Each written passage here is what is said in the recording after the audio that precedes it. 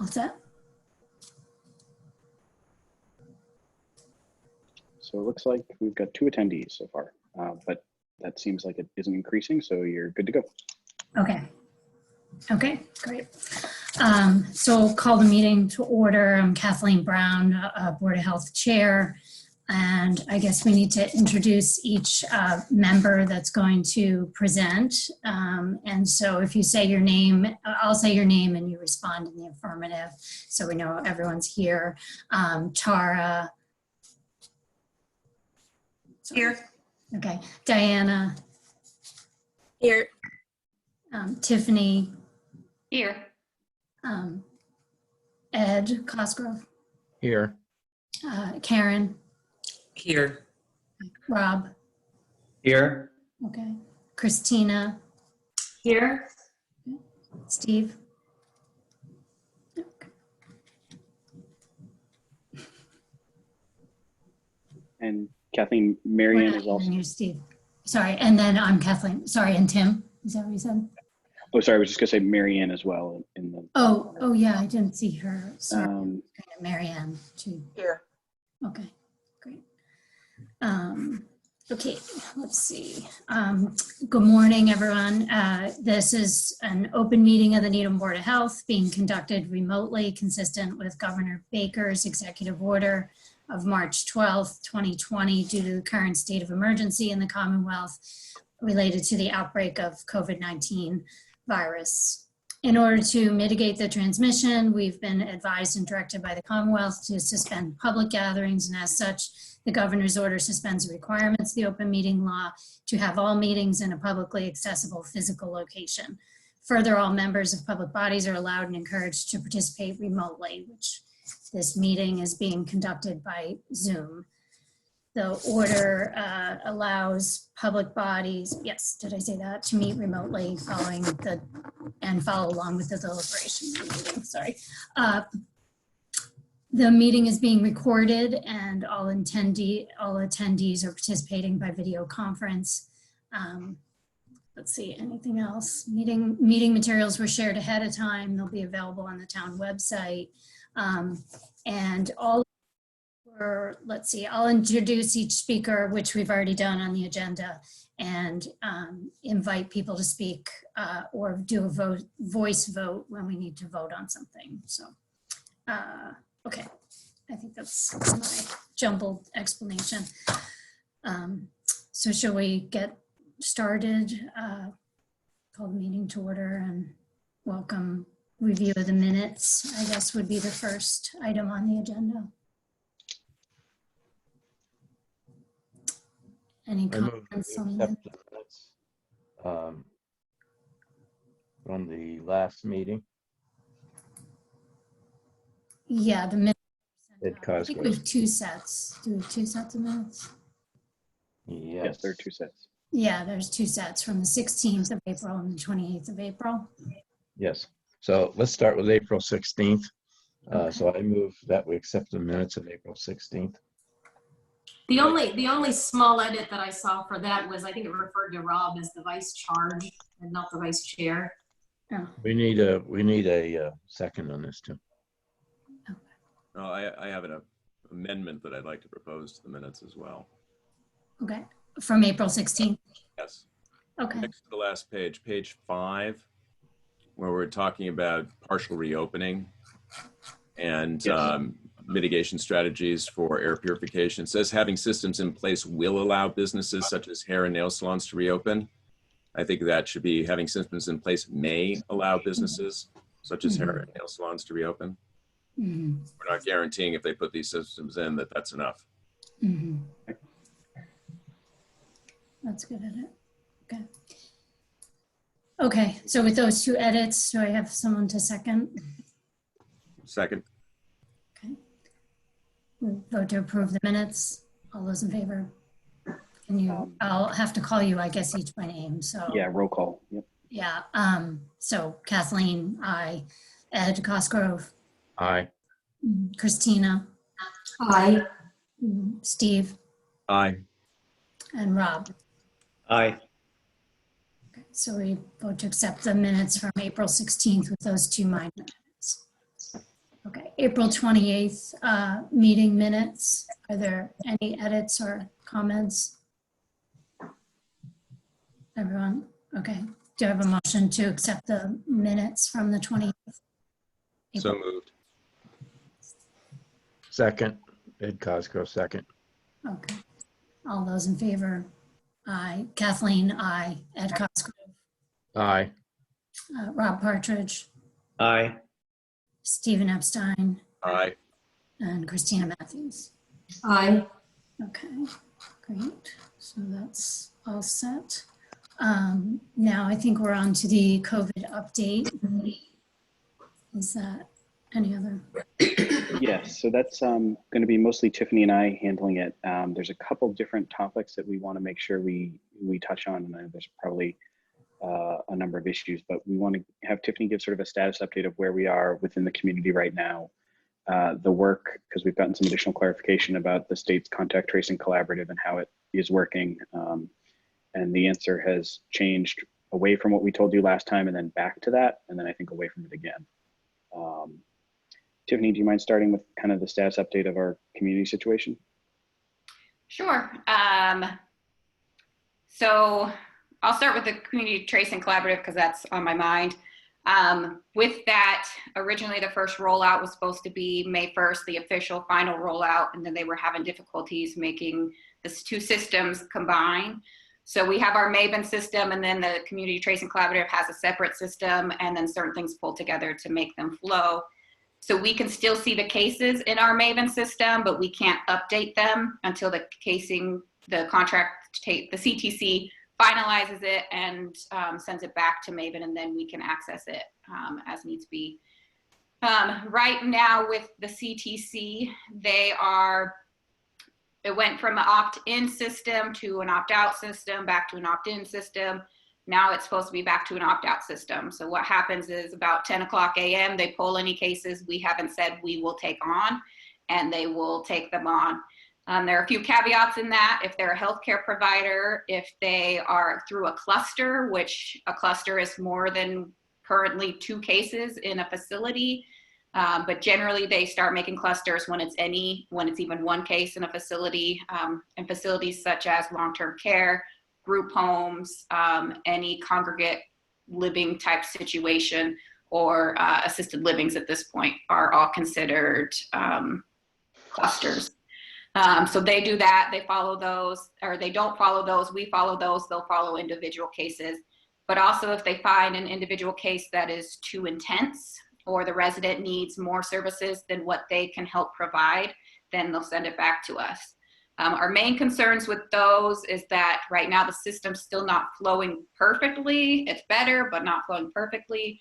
And then the other concern is if it gets sent to them, they have a 48-hour attempt to get a hold of the resident is what they're calling it. So they hope to get in contact with them within 48 hours, but that increases the amount of time they get contacted by anybody. So if it's 48 hours, they finally get contacted, then they're a high-risk case that the CTC can't take care of.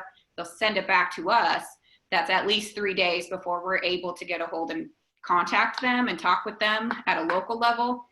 So that's kind of our main concern with that. But other towns are using it. They love it. They think it's great. Right now, we're not using it as much, but we will have to start. Tiffany, can I ask one question? Generally, when you or Donna or Barbara Singer or the other nurses that are helping are making contact, how long does that contact usually take? You say the CTC will try within 48 hours. So yeah, so ours usually is as the day that we receive it through the Maven system, we'll contact them. So it's generally within 24 hours unless for any weird reason we can't access the case or we just can't get a hold of them. We'll try multiple ways. We'll call them, we'll email them if there's an email, which usually there's not. And then you can send an actual letter in the mail to try to contact them if you can't get a hold of them. So that's kind of how that works. So we're working on that starting June 5th. So Donna Carmichael is officially retiring June 5th. So we will be using the CTC after that, just because we're not sure what response will be looking like. We'll continue to follow our clusters, but we're probably going to have them, because at the same time, our school nurses that have been amazing through this and helping us with contact tracing are going to have to start working on their re-entry back to school for the next year.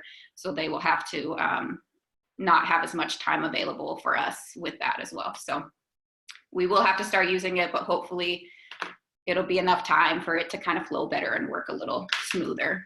We have met with the supervisors that are over our area, which is multiple towns, but Needham specific. We met with them, I think it was 2 Fridays ago. Kind of talked to them, introduced ourselves, sent them an email about what our resources are within the town of Needham and our information so that they can get a hold of us and work together as a team to get our contact tracing put together. So that's the CTC. As far as Needham, with our update as last Wednesday through the state, we were at, if I remember correctly, 251 cases. We have been able to do a lot of contact tracing. There hasn't been very many per positive resident, which has been great, meaning that our residents are really taking to heart the social distancing and the staying home order, which is awesome. And we're grateful for that. We're grateful for everybody who is willing to work with us and kind of listen to us and discuss what we need to do. We are working on kind of finding creative ways to get those people who can't get to testing due to cars or financial situations to get them tested. So hopefully we'll have some of that coming down the pike.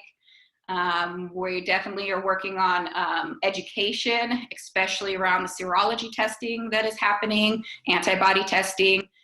Right now, the state is not recommending getting any antibody testing done. We just don't have enough information about it. And if you get a positive antibody test, we will ask you to get a PCR test as well to go get a regular COVID test done. And then while that's being waiting on, or if you don't get a PCR test, we have to treat you like a positive case. So that is how that kind of is rolling out right now. So we're working on education with providers, specifically around if they order an antibody test, that they should order the PCR test as well, just to kind of educate the community and we all be on the same page. We've been working a lot with group homes, different places, the Walker School, all the long-term care facilities to stay in touch with them. We're in touch with them on a weekly at least, but more often than that basis, almost every other day at least on average, to make sure they're feeling comfortable with their situation, that they've got the resources they need, and that they're in connection with the state as well for their auditor to make sure that things are safe and going. So lots of work being done on the nursing side and the community side. Things look like they're slowing down for now, so we'll keep monitoring that. And just kind of checking out how it goes as they begin to reopen things starting next week. So, Does anyone have any questions? Rob? Hi, Tiffany, I had a question. Once you reach out to people who have come into contact with a COVID positive person and they have to isolate themselves for 14 days, do you follow up with them at all during the 14 days or at the end of it? Contact them and release them, or follow their symptoms, or how do you handle that? For the contact and the person who's positive, both we do. We're definitely more in contact with the positive person more often than we are with the contact, but we check in every couple days with the contact as well to make sure they're not having any symptoms. And then if they do have symptoms, even if they don't have symptoms, we recommend them getting tested if they can get it. But if they do have symptoms, we definitely send them, request that they go get tested, call their provider and get tested. But yeah, we do check in with them, and then we are the ones that will kind of say, okay, you've made it through your quarantine period or your isolation period. You can go ahead and do activities as normal as you would have had you, because they've been cleared through us. So. Thank you. Yeah. Anyone else? Do we have, when we have a positive case and, you know, like say it's assisted living, I mean, do they go back to the assisted living facility? Is there a place for them to stay if they're? So that depends on what happens not everyone in assisted living will like go to the hospital or things like that. Assisted livings can be tested through the National Guard. So even if they've just got a positive test but aren't severe enough to need to be in a hospital or go to a long-term care facility, they stay at home. And then it just depends. It depends on their symptoms, their illness, what happens to them.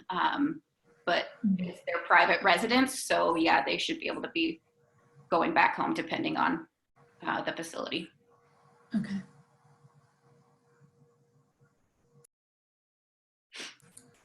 All right. Any other items? Thanks, Tiffany. It's helpful. Let's see. Next item is we've got the contact tracing phased. Face covering order. Is that the next item, Tim? Yes.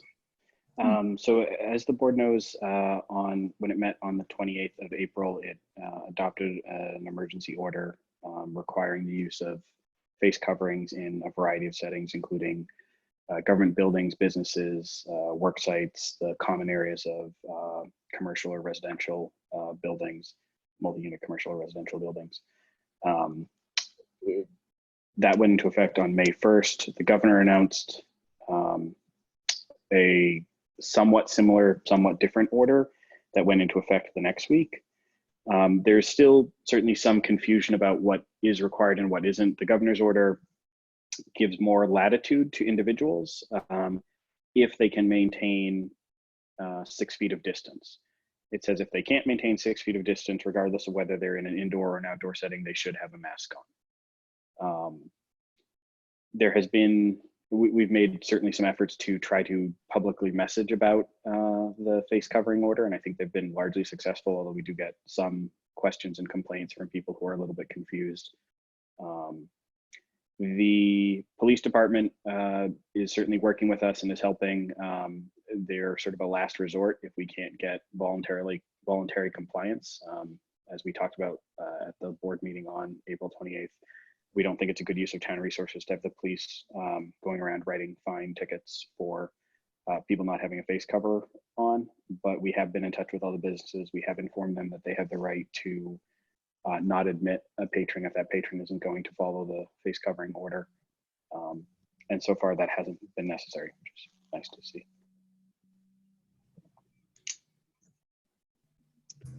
Okay. So phase plan to return town services. Yeah, and I'd like Tiffany to start with this, and I think we also want to say town meeting, but we'll focus on the town government first. Tiffany developed a great standard operating procedure, which you saw in your packet, and that's guiding the work that sort of all town departments are doing. So Tiffany, do you mind giving us some details about that? So based off of what we had at the time between the federals and the CDC returning to work for each state, we kind of developed this with best practices that I could find as well through research. And the basics are, we knew there was going to be a phased reentry into it, so this is considered phase 1. And we don't have all the answers yet because we don't have all the answers from the state. So as soon as they lay those down next week, we'll be able to finalize this SOP. But this was a way to get started for our departments to be able to kind of work through, because it's going to look a lot different than their normal activities through their different departments. So phase 1 is going to require a appointment-based system. We won't do any walk-ins. It'll all be through appointments. But the goal is to remain telework as much as possible. So if you can continue to do your normal job through telework, that is the goal. But for those departments that can't, or those specific people who can't, appointment-based systems are required, and figuring out the best spacing amount of time so that you're not overlapping one person with the next will be different as well. High-risk staff should consider working from home as much as possible, to decrease their risk and their potential to getting sick. One thing we try to push through with the staff and remind them is that at this point, other services will also be open, so people won't be staying at home as much as they were originally. So the risk could be increased at this point in time. So we want everybody to stay safe. So working through that, they also will, through each department, have like an A/B type shift. Each different department will have certain people working certain days and lay those out, and that won't change. There's no drop-in at the office type deal at this point in time. You can't be like, oh, I'm in the area, I'll stop and get things. The goal for that is to really maintain the amount of people that are introduced to the public at the same time. That way we have a group set. So it'll be A/B shifts type deal, and they'll have those set out. Minimal staff in the offices. The way we kind of laid it out is if you have to pass by somebody else's desk to be able to do your job at your desk, they should be working separate days. And that's to decrease the interaction and potential for illness. We will have the building maintenance department will help us with 6 feet markings on the hallways, so that if for any reason more than one department has a resident coming in for an appointment, they will know how far and how to stand. We are requesting that staff do screenings at home. They will take their temperatures and check for any symptoms, and then when they come into the office, they will sign off a form stating that they're symptom-free. Sorry, I'll move the cat. And then if they don't have a thermometer at home, they will, we will have some at work. The goal will be not to have everybody use those though, to decrease the usage and the potential for infection. But we will have those for those who don't have them at home, because we know that they're hard to find right now. And we did get some infrared ones. So there will be at least one at each building. We also will be requiring face masks. If you're in your own area and your own office type area with no one else around, you don't need to wear it. But the second you step out of that area into a common area with other people, you do need to put your face mask on. We will also be requiring the residents to wear a face mask when they come to their appointments as well. For that, and then we will have some extra face coverings or face masks at each building for staff members, but I can't guarantee that those will always be there depending on supply and demand. So we're really encouraging staff to wear a face covering or bring their own. We have had a great group, Be Kind Needham, who has really worked hard with our department and with Lynn Schoaf to outfit a lot of residents in Needham and a lot of businesses with face coverings. They've been sewing them like crazy. We're very grateful to them. And they have offered to make one face covering per employee for the town of Needham as well. So when we start opening these back up, we will have that. And we're very grateful to them. So we're working on getting those out to staff before this opens as well. Couple of things, common areas will be closed. We did think of a way, because we know that residents are going to want to bring, or employees are going to want to bring their own lunches and things like that. So we will keep the kitchen areas open, but one person in the area at a time, and then you wipe down on your way out. No sitting in the kitchen area for meals and eating.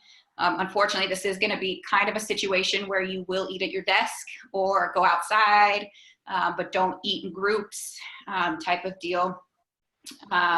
We will keep meetings virtual, either by Zoom or phone, and then copier areas, mail rooms, etc. will be one person at a time as well. And then any group meeting areas will either be repurposed as an office for staff as they need, or they will be closed. We won't be doing many communal areas at all to decrease the cross-staff interaction. That's the basics. There are a few things we need to work on. Those include, will we have a building monitor at each building to check appointments and let people in one at a time? What do we do if people refuse? Those kind of things are all still being worked through, and those won't be finalized till we have the guidance from the governor. Just that way, if they change, we don't have to rechange them. So a few questions that we've got to work on, but that's the basics. One question about the lunch areas. Yeah. You mentioned wiping down after use. I think it should probably be before use and after use. You have to, that way you're taking responsibility to make sure that it actually happened, because it's possible somebody forgets. Yeah. You know, less likely 2 people will forget. Yeah. You know, I think building monitor makes some sense because you can centralize temperature checks. So I think that should be considered. The other thing is that, I mean, this is great, Tiffany, and I don't want to, I want to underscore that. But the other thing that we also probably need to start thinking about is what are going to be our criteria for reclosing. So, I mean, we're focusing on opening here, but, you know, if cases spike, what's the criteria we're going to use to say, you know, something we got to back off? So we do, I have been working on that, haven't really opened it up to other people yet because working one phase at a time, but it also goes a lot with our supply as well. If we run out of cleaning supplies, we can't maintain this and we'd have to close buildings. So Sure. We've got a few things in mind, but yeah. And I know the state is working on that level too. So probably model that after the state on when they put reclosing and put it down for Needham specific. Okay, thank you. Yeah. And then the governor's phasing in yesterday with the masks. It sounds like are they requiring them indoors in all locations?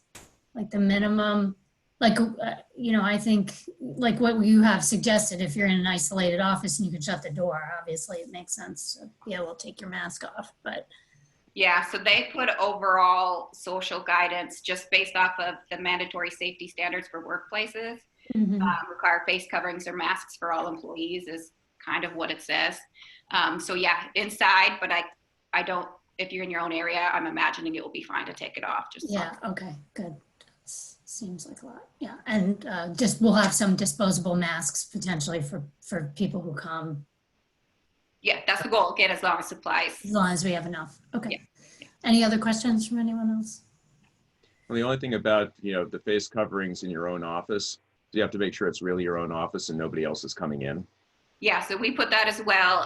Cleaning in the mornings, cleaning in the evenings, because if you're going to repurpose that office for the B day for somebody else, then they same thing, cleaning in the mornings, cleaning in the evenings that way. Oh, so here's the possible concern. Somebody is in their own office and they are not wearing a face mask and they leave for the day and the cleaning personnel come in.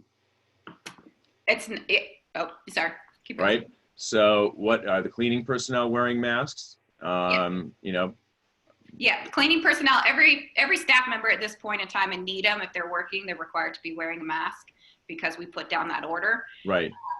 Also, the individual offices is up to the individual using that. Currently, our building maintenance department will be focusing their efforts on the common areas to make sure they're really clean. So it's up to the individual in that office, or they don't share that office. That's kind of the 2 ways it goes. Right. I just don't want to put the cleaning staff at risk, you know, going into an office where nobody's been wearing a mask. Yeah. Yeah. Okay. Thank you. You're welcome. Okay. Looks good. It's good protocol. I thank you for developing that. And next we're on to town meeting. Yes, so I'll give a brief update and I'll have Tiffany jump in. Yesterday, let me start. Last week, the Director of Information Technology, the Director of Admin and Finance for DPW, and the Town Manager presented to some members of the Select Board and the Town Moderator some different recommendations for how town meeting could occur in the time of COVID. And the Moderator and the Select Board then guided sort of what options to explore more fully. The guidance they were given by the moderator who determines the function and setup of town meeting was to look at in person because he was concerned that there are a number of people who may not either have computer access or may not have network access and would not be able to be fully franchised if the town meeting were to occur via Zoom. I think from a public health perspective, we're pretty concerned about physical gatherings of large numbers of people. There's 252, I believe, members of town meeting, not including members of the public or representatives if they're the citizen petition, which there are. So a quorum is at least 100 basically 130, 127 people, which is obviously a lot of people. Government is technically exempt from the 10-person, no more than 10 people gathering order from the governor. Government is technically exempt from that, but that doesn't mean it's a good plan for public health sense. So yesterday afternoon, the director of school information technology, the superintendent, the town manager, the assistant town manager for finance, DPW admin and finance director, Tiffany and I went on a tour of the high school to look at different settings to try to figure out how people could, what spaces people could use if they were going to have appropriate distance between them. If you are keeping 6 feet of distance between people, if everyone has a mask on, it makes large rooms not actually that large. I think we figured that at the maximum, the cafeteria could fit something like 65 people when normally its building capacity is 1,000. That it builds in a little bit of extra space if someone was going to take off their mask to be heard while speaking and asking a question. So we said if that was the case, then people couldn't be 6 feet apart. They had to be more like 10 feet apart.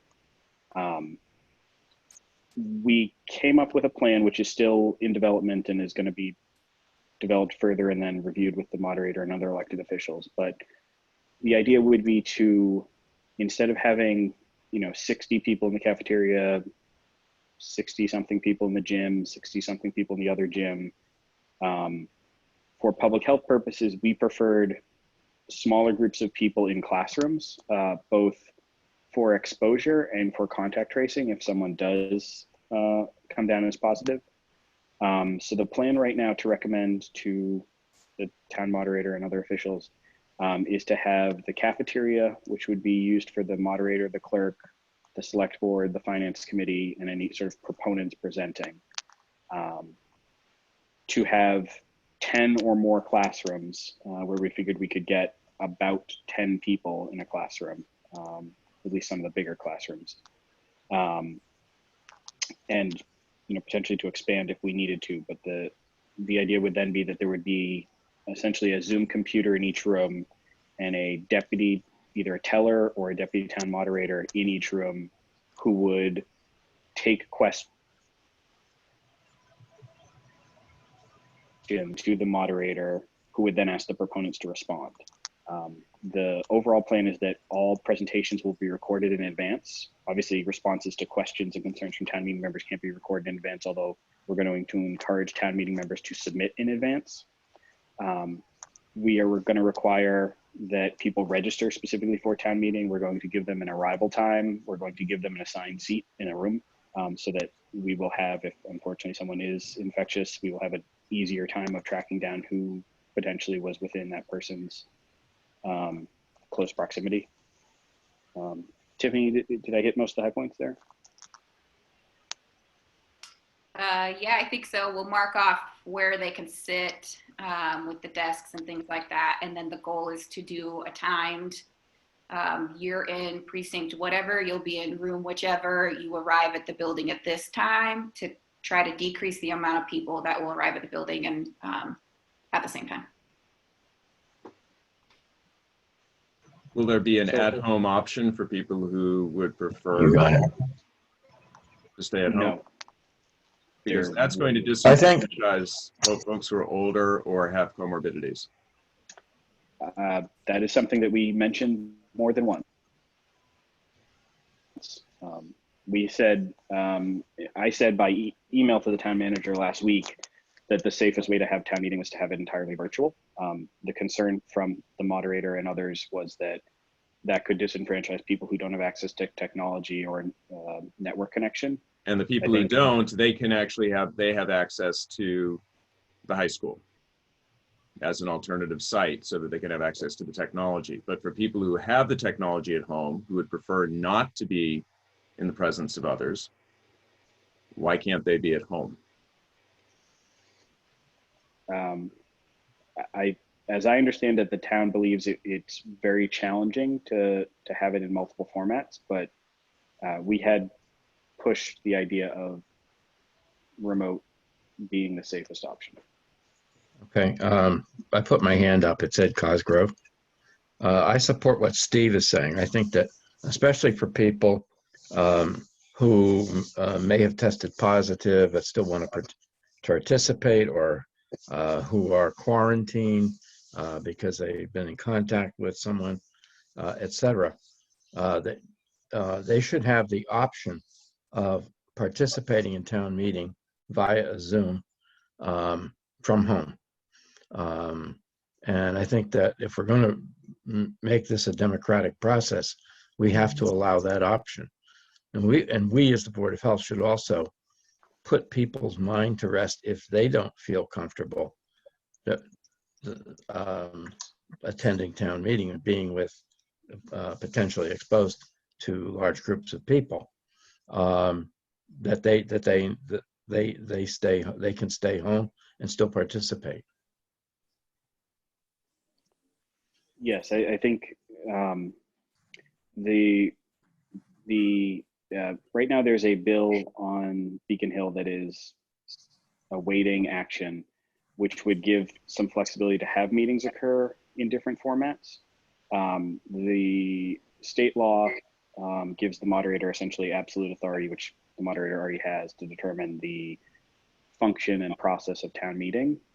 I think from our perspective, what Tiffany and I had talked about, and what I had mentioned, I think briefly to Kathleen and Rob yesterday, was if town meeting goes off in a physical setting, we think it behooves the board to potentially put a letter out there saying, you know, we've asked the town to take these steps to make it safer.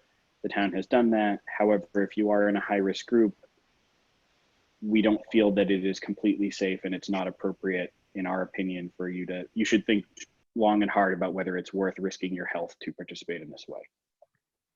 But then I think they should have the option of being able to participate via Zoom.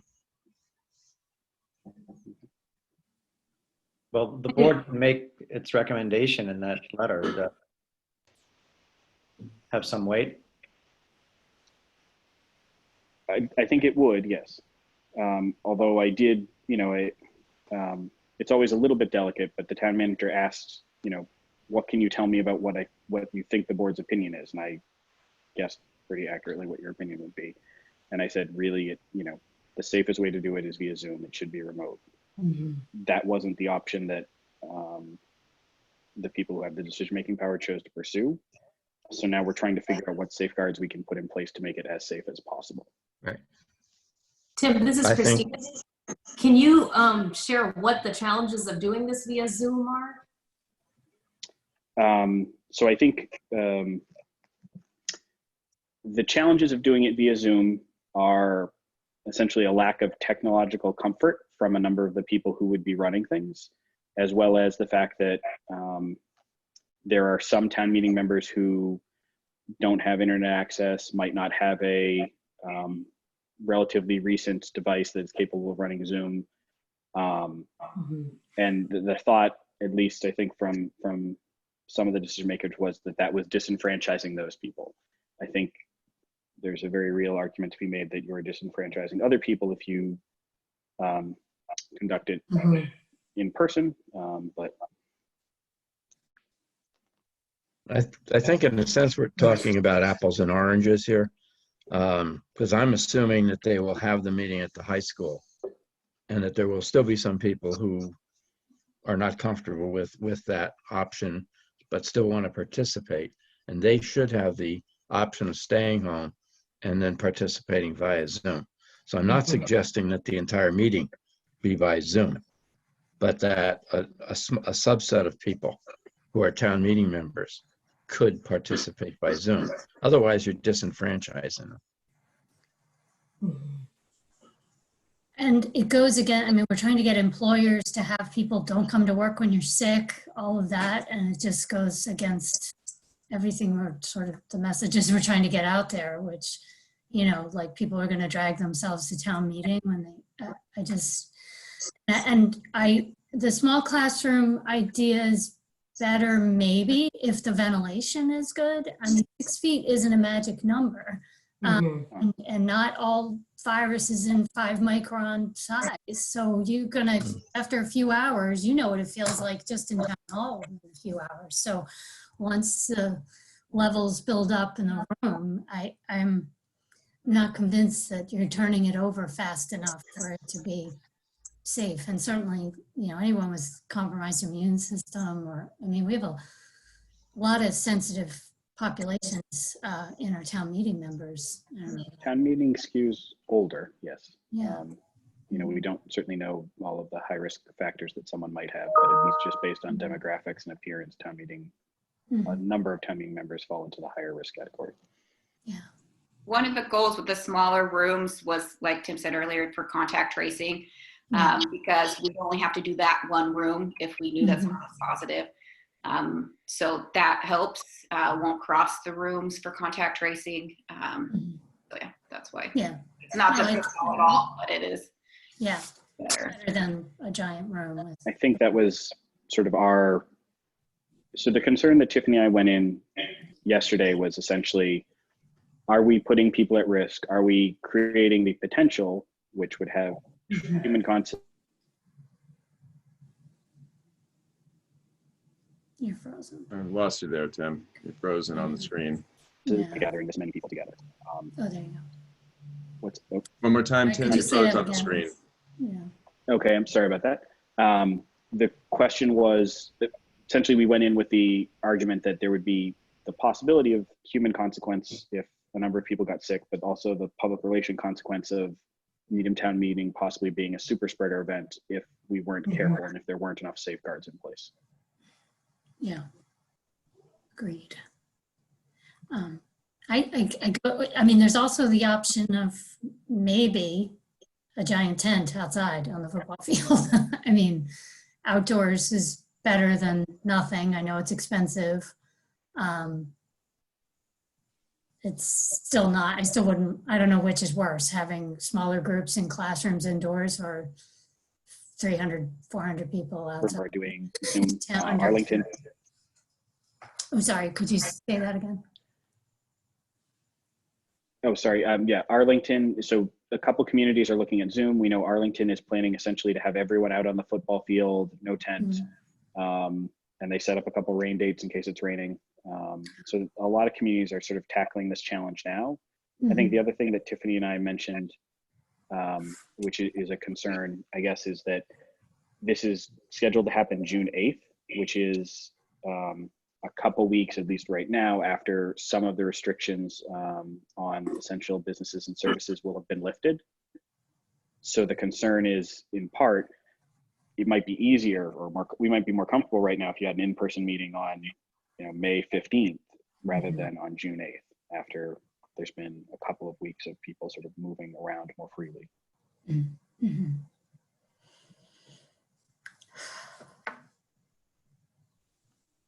So what's the recommendation? We'd sort of prepare a letter or some sort of response? Is that? I would move that we prepare a letter to the moderator, I guess it would be, and anyone else planning town meeting, stating that what we actually agree to, which would be, I would guess, having it at the high school, based on the outline that Tim gave us, but that we strongly recommend that people who are immunocompromised or who are uncomfortable with being in a large crowd or being in a situation like that, stay home, but to have access to town meeting via Zoom. Yeah, I'd almost go the opposite. I'd say that you should plan to do the whole thing on Zoom, and people who don't have computers, don't have access, they have access to the high school. We find out how many people that actually is. We make sure that they're franchised, but that will reduce the number at the high school, reduce the possibility for contact tracing and exposure. We may put, I mean, I don't know if we want people over 60 basically to avoid that, to avoid going into those spaces. And that's the usual cutoff that we have for, for who are considering at risk. I lean towards that. I mean, lean on mostly Zoom plus, and then accommodating the people that can't do it. I know it's hard. I know it's going to be very difficult to manage, but you're already talking about making the meeting a Zoom meeting in the high school, right? They're using Zoom or some. The plan would be sort of like this meeting. Right now, there would be 12 panelists or something. One would be the cafeteria and one would be room 201, 202, 203. And there would be potentially someone like me at the computer. And then I would sort of say, okay, based on the presentation, anyone have any questions in this room? And then I'd report to the moderator, there's no questions in room 201. Okay. Was the idea of how that would work right now. I You think you can raise your hand on Zoom. And, as we have had information sessions about town meeting in the past and what parliamentary procedures are followed, there could also be an information session on how to do this through Zoom as well, if necessary. yes, I think there certainly were, no one was very happy yesterday. I think the people who were concerned about logistics, who obviously would like more condensing of people just because it's harder to do 12 rooms rather than 2 rooms. They aren't happy. Obviously, public health isn't fully happy. I think the preliminary solution that was come up with yesterday was something that sort of everyone was a little bit unhappy about.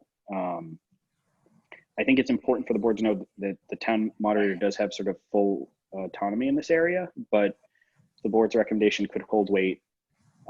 Alternately, if we don't think the safeguards that are put in place are sufficient to protect the health of town meeting members, especially sort of the town meeting members that are in the high risk category, the board could certainly send a letter to town meeting members saying, we think that people who are in this group should stay home, even though that's unfortunate, even though they won't get to participate. Gathering in this number of people is not a good thing. I think we should go on record with good, solid recommendations, whichever way we go here. And if the town moderator chooses to ignore them, then that's on him.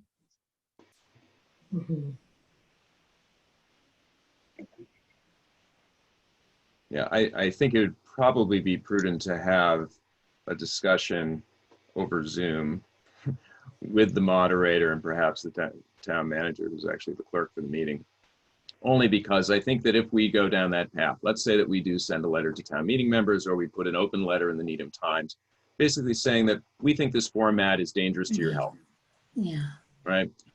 That is not going to reflect very well on the town. Mm-hmm.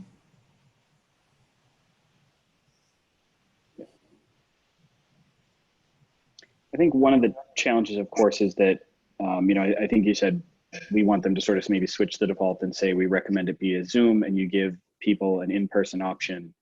One of the challenges, of course, is that, making some assumptions, but many of the people that might not have the technology are also the people that are in the high-risk category that we don't want to come in person.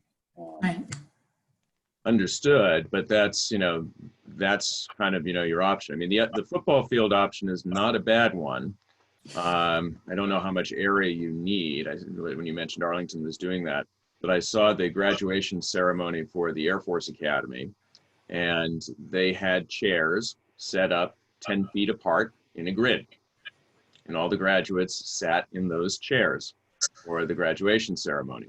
And you could do something similar and have 250 people on a field. People would have to stand up, obviously, instead of raise their hands so the moderator can see them, or you could have monitors at the end of each row or something like that. But that would be a physical way of doing it. And that you could maintain, I think, the adequate social distancing. People could have their masks on and just remove them when speaking, have loudspeakers set up so everybody can hear, provides a lot of what they're looking for. And that's going to be safer than an enclosed building with, with groups of people tighter together. I actually agree with that. Mm-hmm. I agree with that. If a Zoom meeting is making the whole thing Zoom is off the table.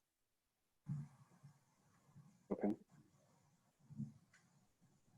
Logistically, that would certainly seem to be easier because, if any kind of high school and hybrid Zoom protocol is likely to have some sort of complication. But if it's in the football field, then it's basically like having town meeting that's just open air. Okay. So I guess I want to make sure I understand what the board wants me to try to communicate, because we've talked through a number of different ideas or options. I mean, I think we'd like to investigate an outdoor option, right? And then, you know, or else sort of the hybrid model, but I think you have to give sick and at-risk people the opportunity to participate remotely without walking into the high school and sharing the room with other people. Right. That's my And our take. concern is you're putting people in an untenable situation where they have a responsibility to participate in town meeting, but they also have a responsibility not to infect their fellow town meeting members if they are under quarantine or actually have tested positive. And that we have high-risk groups that it's not advisable for them to be in, group settings such as this. So that's our concern. And options that we see are to make the meeting largely Zoom with a very limited presence at the high school for those without technology. And there's no reason they can't poll the town meeting members right now to find out who could participate, who couldn't participate, or an open air meeting. In lieu of that, our hand would be forced, and we would have to make some recommendations to town meeting members regarding the health and safety of town meeting. Okay. So I do want to understand. So Tiffany and I certainly were not the most popular people in the discussion yesterday because we were pushing back on a few things. But you don't think the setup that we discussed is sufficient enough to protect the health of people? If we have somebody who's tested positive coming into town meeting, no, I don't think what you have is set up is going to do that. They need to be in quarantine. End of discussion. I think of the three options, the one that you initially presented is the worst of the three. Okay. And if you want somebody to be the bad guys, I'm willing to be a bad guy. Mhm. Okay. And I think it's also not fair to ask these town meeting members who are in high risk categories to have to come in to the high school in order to participate. Yeah. I mean, yeah, I understand the classroom, you are significantly reducing the risk, but the common areas and the bathrooms that they're going to have to use, I think raise the risk. It's not all about just sitting at the desk. It's about in and out, and, they'll spend the day shifting people through the bathrooms in stages, right? When they take a break. The break I originally liked the idea of, although we can't do it from a health perspective, not having bathrooms, and just town meeting would last until people's bladders gave out and had to go home. That's right. Yeah. Give everybody I did a think jar. of extra porta potties outside of the high school. You could accommodate, you may be able to do something like that, but elevators, one person elevator at a time. And that's So The other we- concern, and Kathleen, you're the expert on this, is what's the ventilation system at the high school look like? I mean, those rooms are not individually ventilated. So is the air going from one to the next to the next? Because that throws the idea of contact tracing from one room out the window. So we did set it up in a way that people wouldn't have to use elevators with the rooms we chose, because they had ground level entrances Okay. or ramps. The red wing, which is where the classrooms would be, are on one air handling unit. The cafeteria is on a different air handling unit. But yes, there's not a separate air handling unit for each individual classroom in the high school. In which case, as Steve says, contact tracing goes out the window. I mean, the data we saw from Hong Kong, I think it seemed like it was people who were in the direct path of a window unit air conditioner. I didn't think it was necessarily a central HVAC that was linked to the spreading in that restaurant in Hong Kong. I And don't the know. I don't contact- know the answer to that. I'm just throwing out the possible concern here, and I don't know if there are any data or not. Contact tracing still will only be per room. The state has not laid out any guidance about ventilated or air conditioning in contact tracing. So it'll still be just that room, even though we know it's still not our favorite option. Yeah, it's a gray area, like if, they've found it on the HVAC returns, but, it's RNA, like they don't know if that's infectious amount of virus and things. So it's definitely a lot of unknowns, but it's like, we don't really want to be the New England Journal of Medicine special article in a month, Yeah. We don't want to be the Biogen of town meetings. No. Yeah, don't. It was said yesterday by someone whose name begins with T. Me I too. think it was you that said it, not me. I said it, yeah. Well, Tiffany and I were at the meeting. Yes, I know you had said it, Kathleen, and Yeah. I felt free to Anyway, borrow that yesterday in the discussion. We understand. Yeah, it is a risk. And, it's no one's specific fault per se. Well, in this case, we're actually choosing to do it when we know what's going on. And that seems to be not necessarily a great choice. So, Yeah. okay, so do you understand? Are we kind of clear now on what we think would be options to investigate? Yes, I think we should think about if, I guess maybe how to talk to the town moderator about that beyond a letter. Mhm. Well, And how about a Zoom meeting with maybe 2 members of the board? So it's not a Board of Health meeting per se. Sure, I think we could suggest that. I have some concerns about that format, but yes, we could do that. I think that maybe I'm speaking out of turn, but I think at least 4 of the 5 of us, and probably all 5, are basically in agreement that the least acceptable option is to hold town meeting in the high school as Mhm. presented. Yes. Okay. Well, I will work on that today. And perhaps a survey of the town meeting members. I mean, do we have email addresses and stuff? That is planned. Okay. Yeah, I think the challenge is we can't necessarily wait till they all come back with answers.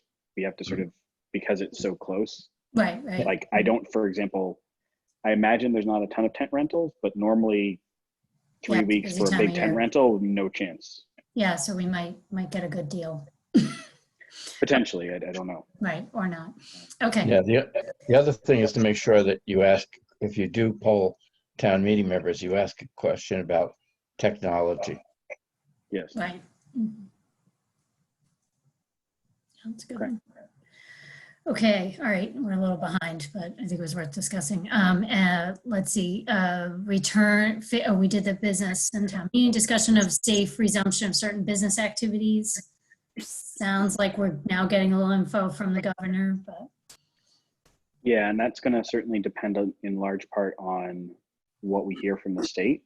I think right now we're sort of maintaining the status quo. We're answering questions. Tara and Diana are meeting with our establishments and are posting a lot of information.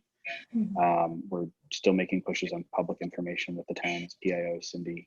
I think Tara and Diana and Tiffany have pushed their state sort of contacts for guidance about pools and camps.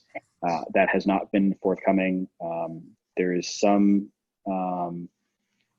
guidance that says, some rumors that say the state's going to have information about that within the next few days. I think that's important for us just because, for example, right now, pools are a very big question, how to do that, how to operate safely. Camps are a big question, and also camps are, as you know, something that our public health nurses take care of. And as Tiffany mentioned, Donna is retiring, and as Tiffany didn't mention, but I think you can understand, Tiffany's pretty busy right now. Yeah, I'm sure. Mhm. Okay. The other thing I wanted to mention, yesterday, Kathleen, Rob, and I met with the town manager, the chair and vice chair of the select board, Stacy Mulroy, the park and rec director, and the chair and vice chair of the park and rec commission, about when it would be safe to, or at what point can we begin encouraging the use of playing fields? Can we encourage the use of playgrounds, that sort of thing? We had a discussion, and I think the focus was not on sort of like playgrounds and play structures, not on basketball courts that might encourage sort of group activities, but fields for passive recreation, potentially tennis courts for small, competitions that are, just one-on-one, not doubles, for example. And that was what we had discussed yesterday. I did participate last night in the Park and Rec Commission meeting, which was a little less, the full meeting was a little less enthusiastic, I think, about resuming as soon as maybe the discussion yesterday morning. Some of the other commissioners had some concerns and wanted to just make sure that it was potentially phased in slowly. And they had a lot of concerns about Needham being, one of the first communities to reopen its parks, and whether that would attract residents of other communities and lead to large gatherings. So I just want to give you a brief update about that. I don't know if the other board members have questions about the concept. I think we had sort of said from a public health perspective that, we don't want playgrounds open because they're designed to have little kids get together in bunches. We don't like basketball courts because it's close contact with multiple people, but that fields for passive recreation would be perfectly appropriate given what we know about the mode of transmission of COVID and how unlikely that is in an open air setting.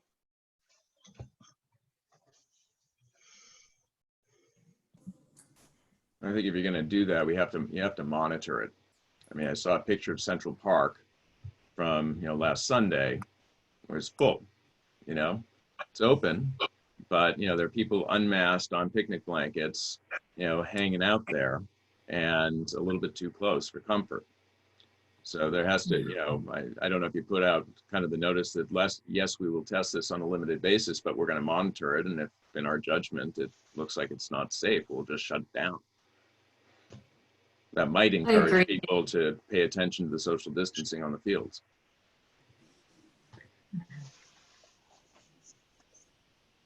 Tim, was Yes, there I think that, sorry, go ahead, Rob. From Park and Rec, did you get the sense that they wanted to open things one at a time? So I think it makes sense from a sort of monitoring standpoint, but if you open sort of one or two places at the beginning, that's where everybody's huge crowds, and it'll be difficult to maintain the distancing like that happened at Central Park. So in many ways you'd want to open everything up so that at least people would spread out. And then the other town issue, we brought that up yesterday at the meeting, that other towns' populations may come if we're the only ones that open. So doing that in coordination with other towns may be helpful. Yes, and I think we are trying to get information on what other communities are doing. There was concern from the Park and Rec Commission and from the Superintendent of Parks and Forestry that because of the field being closed and because of the number of sort of high wind events in recent weeks, his team has not done sort of their normal surveillance of each field and filled in sort of divots or ruts. They've been mostly dealing with down tree limbs and down branches for a couple of weeks now. So there was concern about that. There was the concern potentially about trash, which I think is a more modest concern that could be dealt with. But with the parks being closed, we haven't had trash pickup, and we would have to resume that. So I think there was a little bit more hesitation than originally anticipated. I think that everyone was in agreement that they wanted to reopen things. I think they were just maybe talking about a more of a phased approach with possibly the synthetic turf fields being reopened in the next week, and then maybe one or two fields a week after that. And then I do hear your point though, if you open one location and that's it, then that's where all the people who are going to go out and who will follow the rules will go. Yeah, this is Christina. I agree with Steve that I do think there needs to be some sort of monitoring, because I think during the time that the fields were open, there were many groups of young people especially gathering on those fields. So I think it's important that we do have some eyes on these spaces. I know that certainly that's not something that public health has the bandwidth to enforce, and I know it's something that police doesn't have the bandwidth to enforce. I don't think Park and Rec has the bandwidth to enforce. I think that's the challenge, right? We're generally relying on people being compliant, and we sort of crack down if there's an egregious example. But right now, it would be very challenging to have sort of continual monitoring of all the locations. At any time, it would actually be challenging to have continual monitoring of all the locations. It's also related to, when, if we have a bump in cases again and everybody sort of gets sent home, we'll be shutting things again anyway. So maybe it's like having signage out there that says, the field is open for now, could change kind of thing, in better language than that. Yes, I do think both the Park and Rec commissioners in the chairs meeting yesterday and then at the full Park and Rec Commission meeting did emphasize sort of the privilege aspect, like we're restoring essentially access and privileges to use the field. If people can't use those responsibly, then we're going to have to take them away. Is something that they said, and I think it's obviously something this board would agree with. If there are large gatherings and people can't follow the rules, we would have to think about then restricting access again. Yeah, the other thing I think about is, there are many folks in town who don't have access in their own homes to a backyard or spaces to play, that it would be nice for, I don't know if there's a way to do that in the messaging somehow, that, many of us can just go in our backyards and kick a ball with our kids, but there are, folks who are in apartments or maybe subsidized housing spaces that don't have that kind of access that I think about.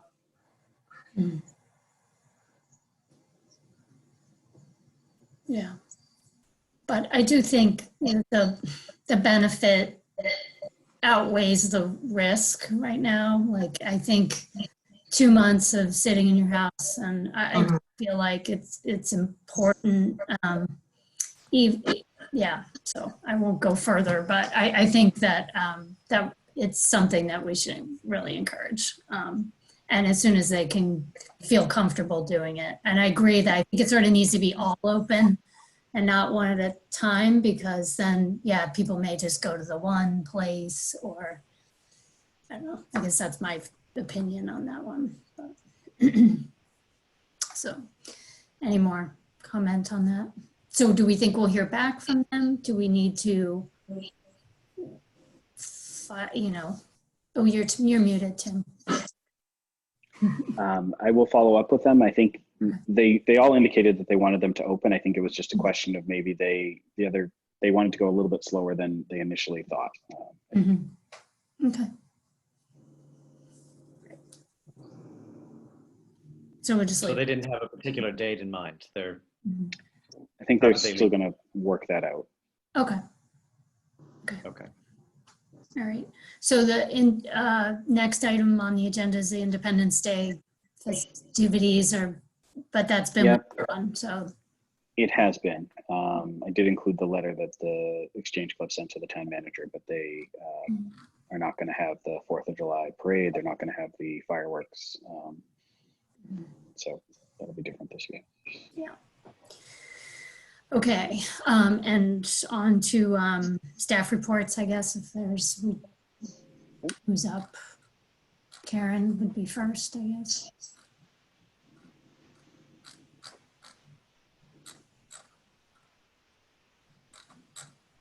Good morning. So our substance use prevention team has worked really hard in the last couple of months to pivot to respond to the current situation for our youth and our families and our community. And one of the things that we have worked pretty hard on with a number of other town departments and community organizations is collaboration of resources that we're calling Get Connected Needham. It's a resource guide for the community during COVID-19.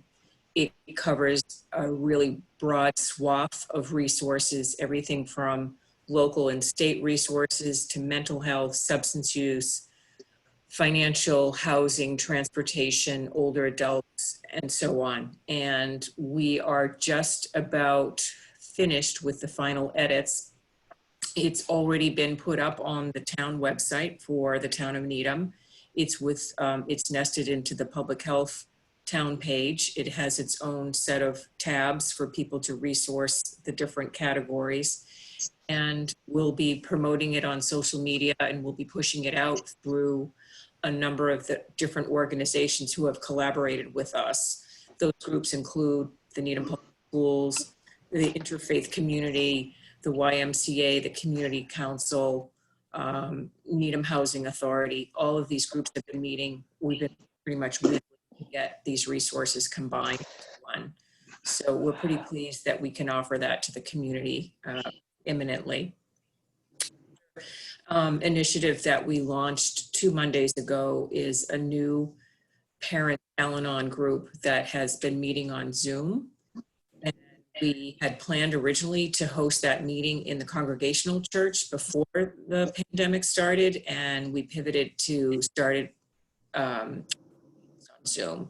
So we wanted to give parents an opportunity to find some support and find some relief if they have a child who is struggling with addiction. And as we know, most families are all under one roof right now. So having that resource available was something that we found we could offer readily. Last night we had 6 people join. So I was pleased to see that. We're also surveying parents through Youth and Family Services, a survey that went out to assess what people need around substance use concerns. And depending on what the response of those parents, we will hope to offer. We're also asking them how we can best deliver those resources to them, if it's through live webinars, printed material, and so on. So we're trying to make sure that while families are home together, and we know substance use may look a little bit different during this time, we know it's still there. So hopefully that survey will give us some good qualitative data. Speaking of parents, the Parent Action Team launched on April 20th an initiative called Stories from the Inside.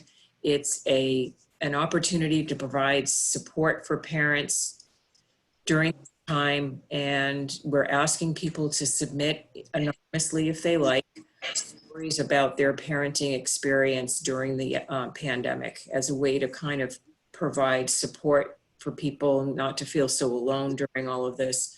We've gone live on social media. I think we've reached about 1,800 people with the first story. We've got 5 or 6 stories that have been submitted so far. We started posting the first stories in the last few days, kind of spacing them out so that we can give them good exposure. But we're to be able to provide that option for parents as a way to connect, and storytelling has been a pretty effective, I think, means we've discovered.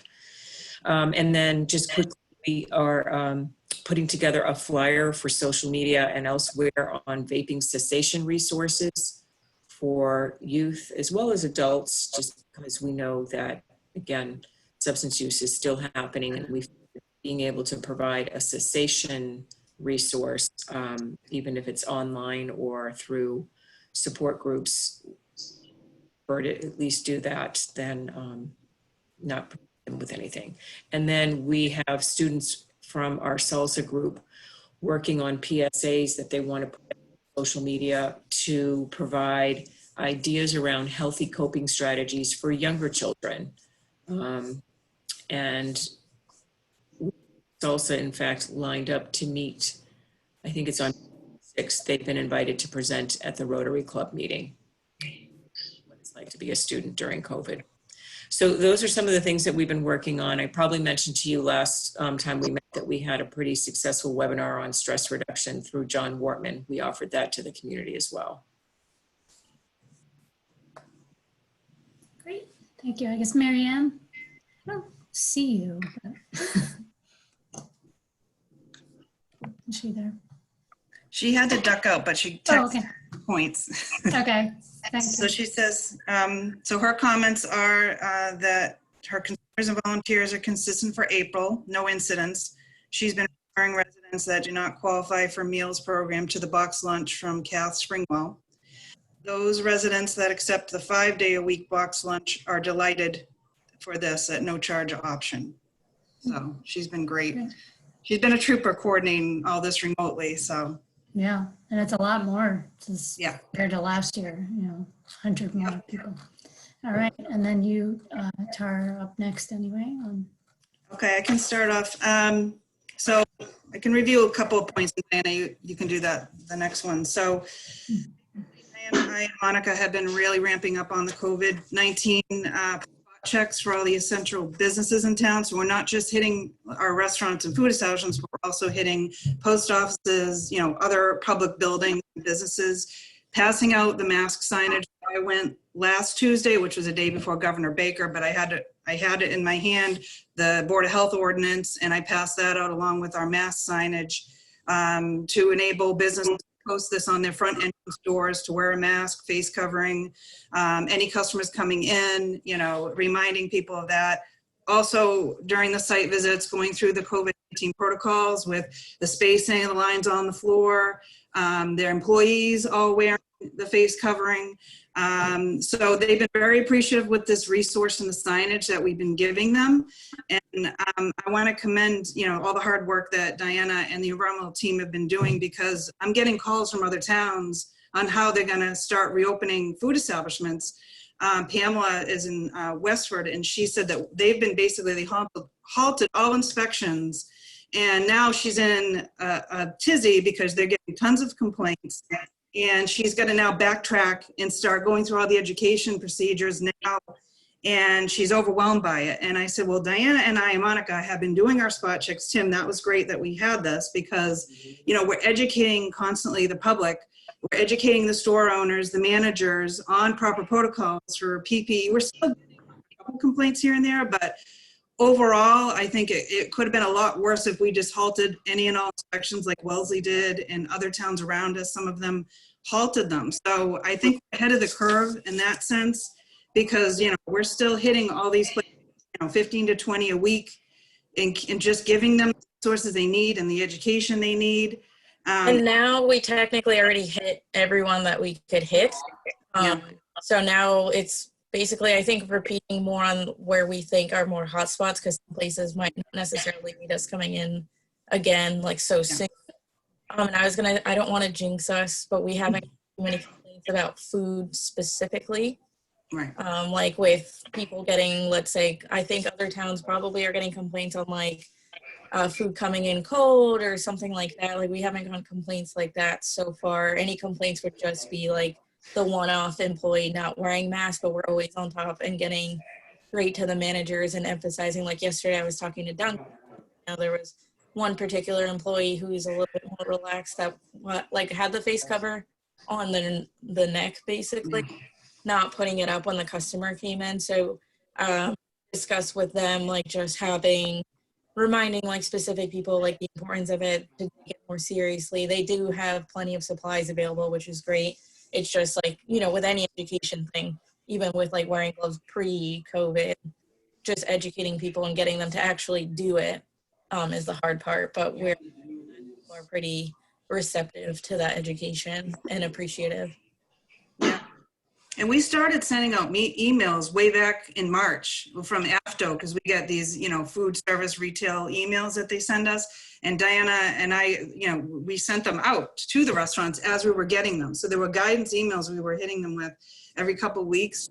Hey, here's some resources you can use. And that also helped us keep them educated with the resource and guidance. So, and the only other thing I want to mention, we've been using this reopening app that Lisa Berger, who's our food consultant, that we adopted her food inspection process, the electronic system. She came out with a COVID-19 pre-operation inspection checklist that we can use now. It's a free app. We just put it on our phones, really.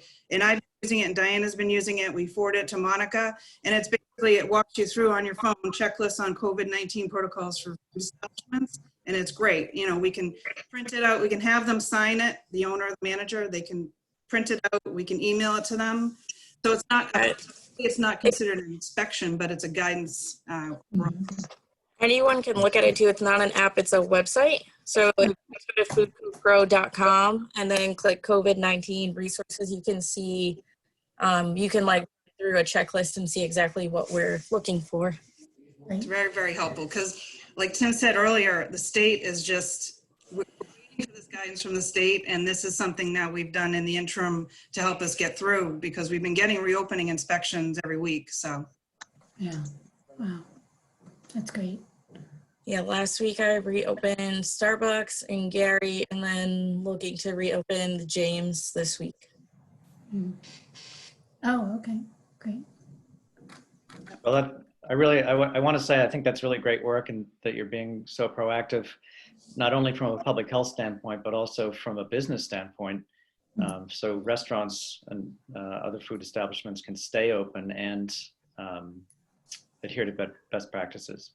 Yeah, Thank thank you. And we've been also good with getting Jeff from the president of Newton Needham Chamber of Commerce involved. He's been in the loop, and I've been giving him all our mask guidance, all our information as well. And he's been emailing that to his businesses on a daily basis.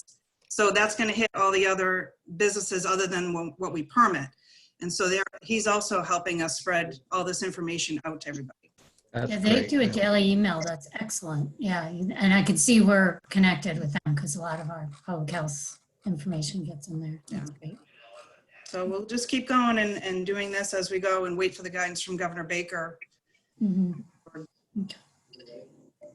All right. Is that anything else?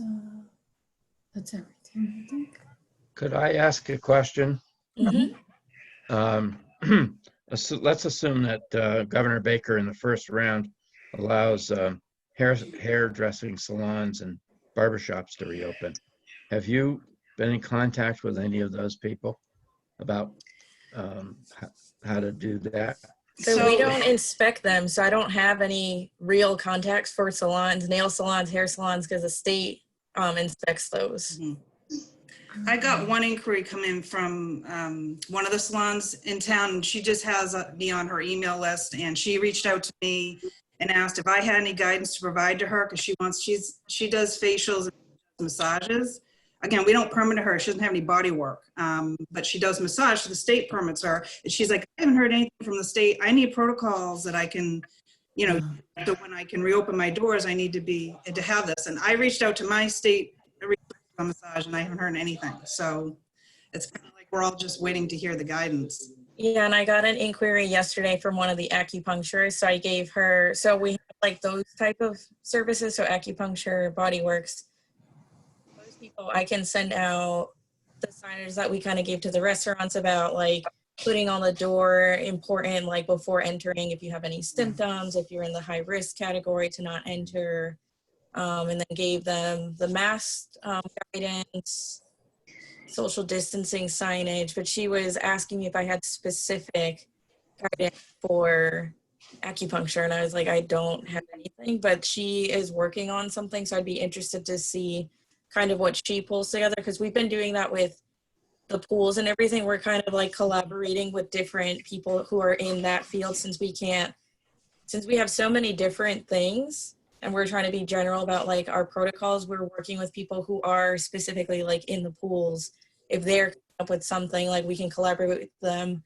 If they have ideas, like we're kind of bouncing back and forth. Like I think we have it on our report about the pool operation. So we're working with Park and Rec, bouncing off ideas off each other so we can work collaboratively to figure out the best way for everyone, what works for everyone.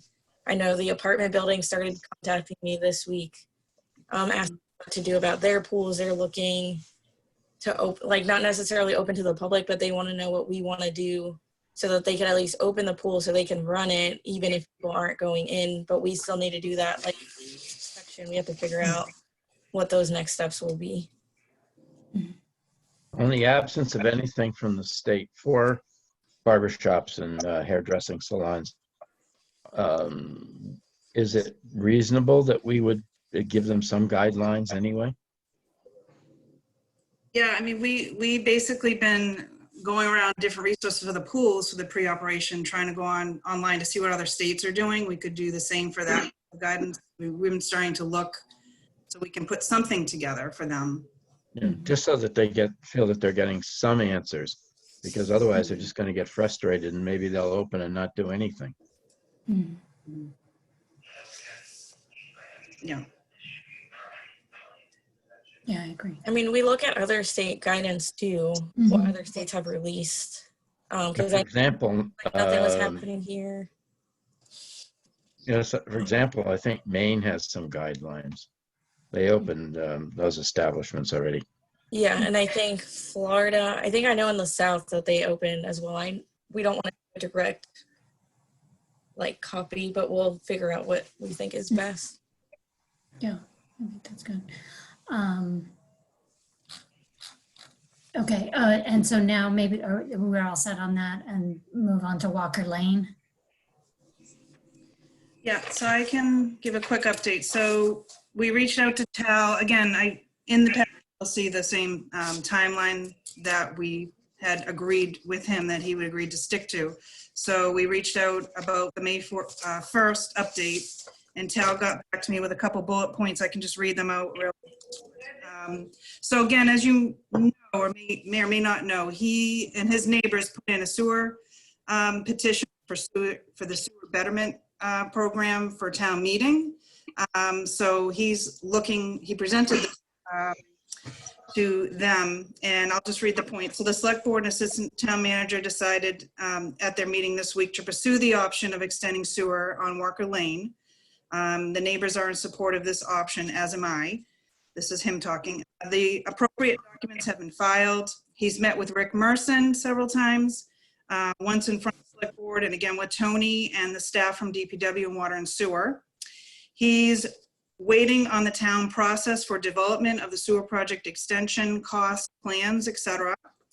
COVID-19 is, of course, putting many things on hold and changing expected timelines, but generally, the expectation that he has is that he'll hear some decisions from the town by the fall. He understands that the town manager hopes to begin this project in the coming fiscal year. And then he said at yesterday's, this was on May 2nd, he sent this to me. So he said in yesterday's select board meeting, the consensus was that every town department, including the select board, wants to see this done. And we will need to let the system process everything properly. Points. I was very encouraged by the level of attention the select board gave to this issue and the consensus on wanting to see this move on and get done. And seems to agree, and the select board explicitly expressed that timelines are basically unpredictable right now, but that the issue is getting attention. Matters recognized by all parties. So that's kind of what he wanted to update the board on his bullet points. And he's also still working with his neighbor at 67 Walker Lane. He says he's still looking to sell his property.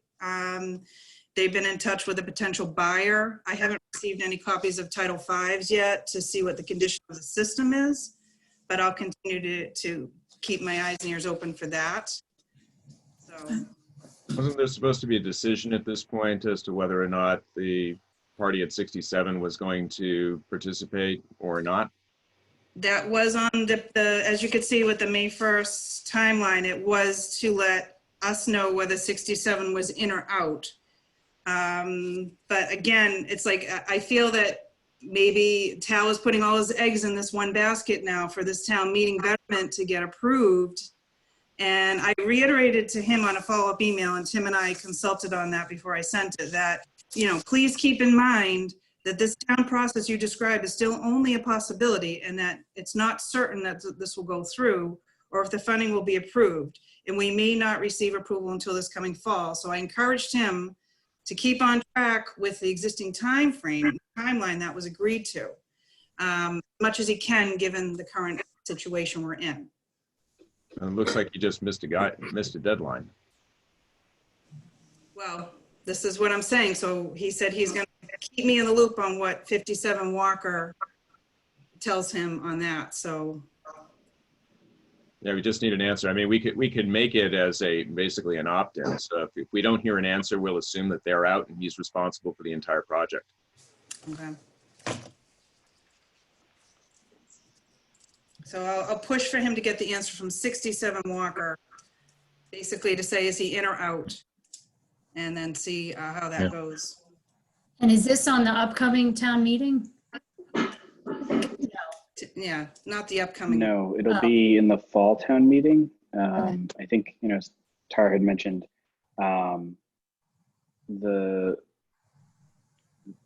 normally with the betterment process, the town pays 1/3, the even side of the street pays 1/3, the odd side of the street pays 1/3. In this instance, there is no even side of the street because the even side of the street is the pond itself. Oh. So the town would have to pay 2/3 of the cost. Oh. That would have to go to town meeting for an appropriation. Then it would also have to figure out whether it can get into the town's capital plan and what it will bump out as a result. What road repaving or sewer line replacement or something it will bump out instead. I mean, I still like the idea of a sewer there, but versus Yeah, obviously, that's the best solution. piecemeal. Yes, I want to keep, want him to do the right thing, and I know he promised to do something, but I'd rather have it all connected. But okay, so all right, so that's the update on that. Move on to the farmers market. Diana, do you want to give a little update on that, and I'll fill in too? Sure. So hold on, I gotta pull up. So this week we had a conference call with Tom, or last week we had a conference call with Tom, and they gave us an updated layout of the market. So compared to the one that we showed, I believe, last month, there's going to be more spacing allowed between the tables. The reason that the arrows are pointing in different directions, they're still trying to finalize which direction people are going to be walking in, and maybe they could facilitate if there's wide enough space now that they're proposing kind of like a bigger area, that it might be possible that you can have people coming in different directions, given like if they can follow proper social distancing. Tom was very adamant about listening to all the suggestions that we have given them. What is a big thing? There's a part on the bottom, on the second page, kind of see like where a vendor table, how it would be set up, so that they have kind of like a barrier against the customers to protect both the customers and the vendors. Also reduce, I think, the number of vendors to 10.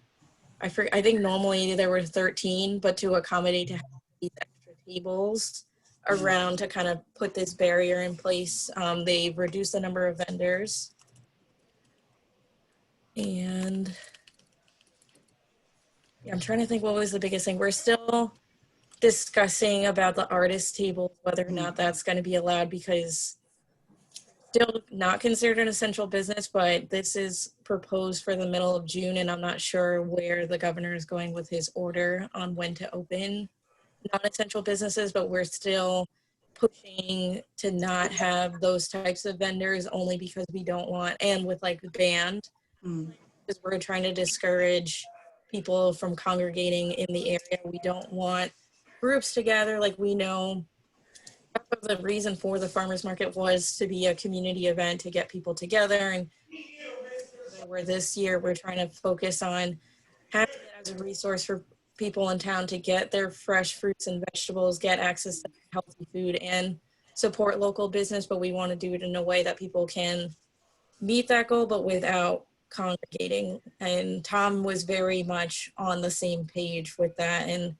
listening to our guidance, which is good. They're willing to work with us. I think they're still trying to figure out, we didn't really talk about the payments, the like payment booth. I don't know if that's happening, but I know he's trying to encourage all the vendors if they can to do the curbside pickup still, do online ordering, try to have everything prepaid before coming into the market, have everything kind of ready to go for people to come in, give a name, have their bag ready to go and get out as quick as possible.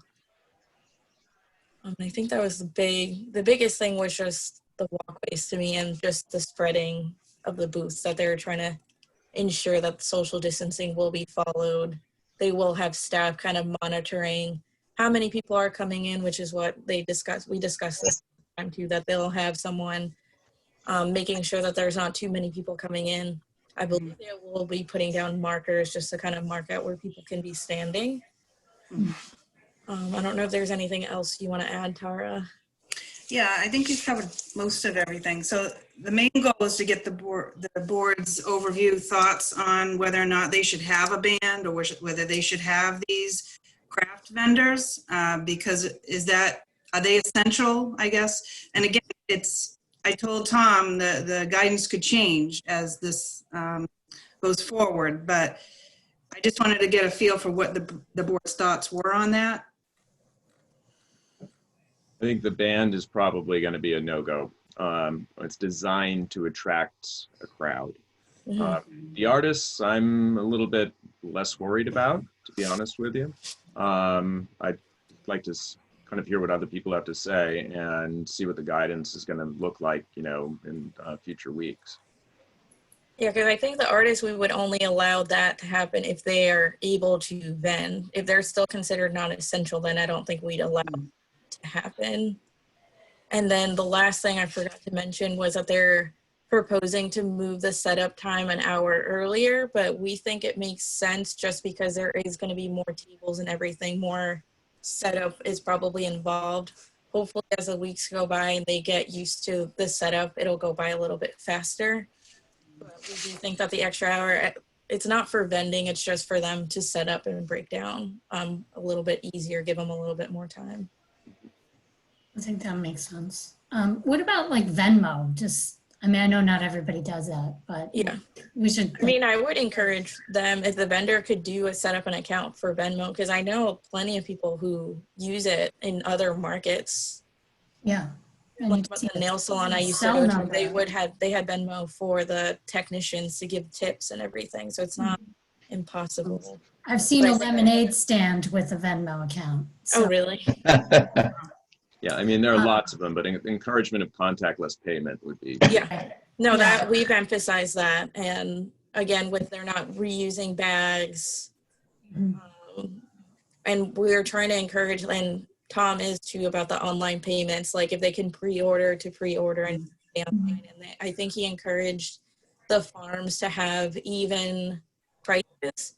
So instead of like $5.25 for corn, it'll be $5 flat. Like he wants everything flat, so there's less change being, or it'll just be faster, less money being handled if there's money being handled. So my only comment, one is it says no tablecloths. I think vinyl would be fine if you can spray it down and wipe it. So yeah, I think we've encouraged. That's what it says, only hard table surfaces. I think we talked about that last time, that if they were going to do it, it would have to be plastic that they can. But I think he just proposed no tablecloths just to make it as easy as possible. So that's not even an option. Yeah. And then adults only, like you can't take your kid through with a stroller? I don't know. Yeah, they have that in there. Number 5 in the safety requirements. So it's face mask required on all, no reusable bags, 6-foot social distancing, do not enter the market if sick, adults only, and no pets. Yeah, I don't know. Okay. You can't, how does somebody shop who has a kid in a stroller? Right. That seems to be a challenge. I don't know that, and I'm not sure that you're protecting people, but I don't know, maybe you guys feel differently. Oh, are you against the adults only, or? Yeah, that's what I was thinking. At least, it just seems restrictive, but I don't know, maybe I'm underestimating the concern there.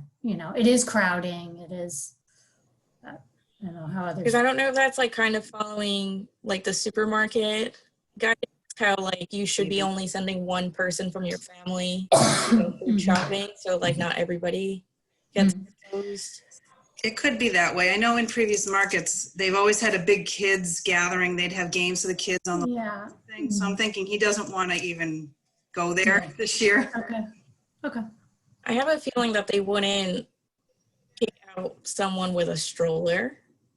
Right. The parent has a mask on and everything.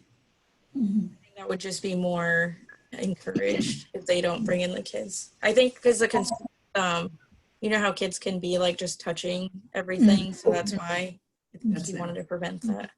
Okay, well, you can decide what you want. Okay. All right, I think we're through everything. Sorry, we ran over a little. Yeah, I don't know if you want to hear a brief update from Carol. I know that I have a hard stop at 10:45 Okay. For Instant Command. So I don't know if Carol, you wanted to give a brief update to the board before we have the end. Sorry. Hi. Hi. It's always nice to see you all. Thank you for all your work. And Tim and Tiffany, it's incredible as I sit here and listen. But the most important things that I wanted to share, and my grant and my funding was extended through June 21. So I'm grateful for that, for the state to be able to continue to do my work and be a staff member in Needham. The second thing I wanted to mention is, you know that I co-facilitate and keep moving the CCIT with Lieutenant Baker. And there's two things in that regard. We had shifted to talking weekly with the Riverside Emergency Supervisor to be able to understand the services that were available for co-response, acute resident needs, chronic resident needs. And that's been working out well. And the Riverside team has continued to share what the parameters are to work with the police, to work with our CAF social workers. And we know that lines, calls to DV lines and other mental health and substance use indicators are going up at this time. Needham has not seen, according to Lieutenant Baker, an uptick in calls, but Officer Forte, as you know, is the new dedicated community resource officer. He's working proactively to be in contact with people. And I've been talking to him as needed and being able to try to support connections and resources for people regarding sobriety. And one of the important things I wrote in my report, which was late, is that Riverside does have the Community Crisis Stabilization Program in Norwood that we are aware of, that our people have been to. And with COVID screening calls, they can still come out to the home. We can have people go to their Norwood office, and then we still can have people go inpatient there for stabilization. They have 24/7 nursing. They don't do detox, Longwood and Boston do. But so I want you all to know that the police and the CAF social workers and Sarah, we're connecting, and they're doing a really great job to be committed to this consequence of isolation and the untenable stress this is causing. And the last thing I'll say with that, and then I'm just going to mention Zendali and Photo Voice. I reconnected with the consultant that Tim has contracted with, and we reformatted the DMH grant application for a social worker in the police department. And my goal is to submit that in June and have Needham be in the line. You may remember our police decided to do it as a co-application with Dedham Police. So I appreciate that Tim has continued to support that. So hopefully we'll submit that and then start the advocacy to Rep. Garlick and other people at DMH to fund more of these towns who are committed to having a social worker embedded in the police department. And Zendali is probably on, but Zendali, our MPH student, graduated, and she's done an incredible job. She's meeting with students from Needham and Dedham and Norwood virtually on the Photo Voice project. So I really am grateful to her, and that's it. Great. Sounds good. Okay, so our last item is that the next meeting is June 16th at 9, Tuesday. Does that work? Anyone? plan a vacation or anything? Yeah, that's fine with me. That's still be virtual. Yeah, still going to be virtual, I assume, right? Yeah, or very well spaced out. Okay. Yeah, that's fine. Okay, so I'll take a motion to adjourn. Everyone's, So move. Okay. I'll second that. okay, great. All those in favor, say aye. Aye, Kathleen. Ed, aye. Steve, aye. Christina, I. Rob, aye. Great. Okay, thanks, everybody. Thank Okay. you. Thank you. Thank you. Well, Thank you. Bye-bye. All right, take care. Stay safe. Thanks for all your hard work.